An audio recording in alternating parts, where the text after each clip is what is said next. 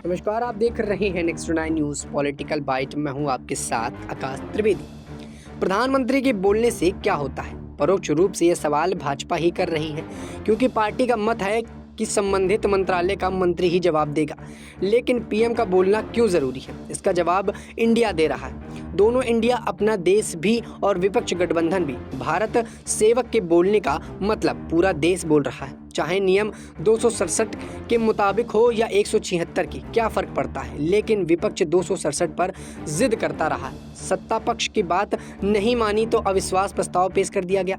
अब इसी में मणिपुर की चर्चा की जाएगी। मणिपुर के मेतेई हो या कुर्की, हमारे 150 भाई बहनों की चिंताएं डंडी नहीं पड़ी रहेंगी। हम उन्हें ठंडा नहीं पड़ने देंगे, इस पर चर्चा जरूर करेंगे। और उन दो महिलाओं के साथ हैवानियत और जो नंगा नाच हुआ है वो इम्तिहान है।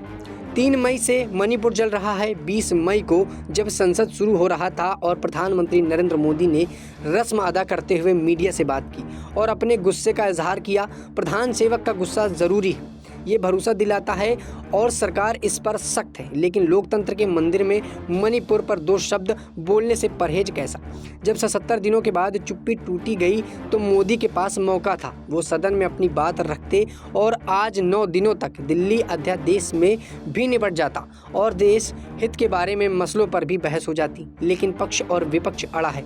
राजनीति में जिद अजीब चीज़ है। नरेंद्र मोदी पर चुप रहने की जिद रखने का आरोप नया नहीं। शुरुआत तो पीएम बनने के साल भर बाद हो गई थी, जब दादरी में मोहम्मद अलकान की लिचिंग की गई। जब से विपक्ष आरोप लगाता रहा है कि मोदी बार बार गंभीर मुद्दों पर चुप हो जाते हैं। आखिर चुप्पी के दौरान मोदी क्या करते हैं? दर्शकों, आपको बता दें कि 20 जुलाई से गिनती जा करते जिस दिन संसद सत्र शुरुआत हुई, उस दिन मोदी के बिना सवाल किए मीडिया के सामने मणिपुर की महिलाओं को नंगा परेड कराने और रेप के मामले पर अपनी बात रखी। लेकिन मणिपुर की हिंसा के मूल कारणों पर कुछ नहीं कहा। इसके बाद उनके कार्यक्रम में देखे लीजिए, जहां मोदी जाकर बोल रहे हैं और मोदी अपनी बात कह रहे हैं। आपको बता दें कि प्रधानमंत्री रिबन काटने जाते हैं, मणिपुर पर बोल सकते हैं, इससे कौन इनकार कर सकता है। मोदी सरकार ने पिछले 8 वर्षों में पूर्वोत्तर को देश की मुख्य धारा से जोड़ने के लिए जितने काम किए हैं वो पहले नहीं हुए। कौन इनकार कर सकता है कि नागालैंड और असम में उग्रवादी संगठनों को बातचीत के रास्ते पर लाने में मोदी सरकार ने सफलता हासिल की है।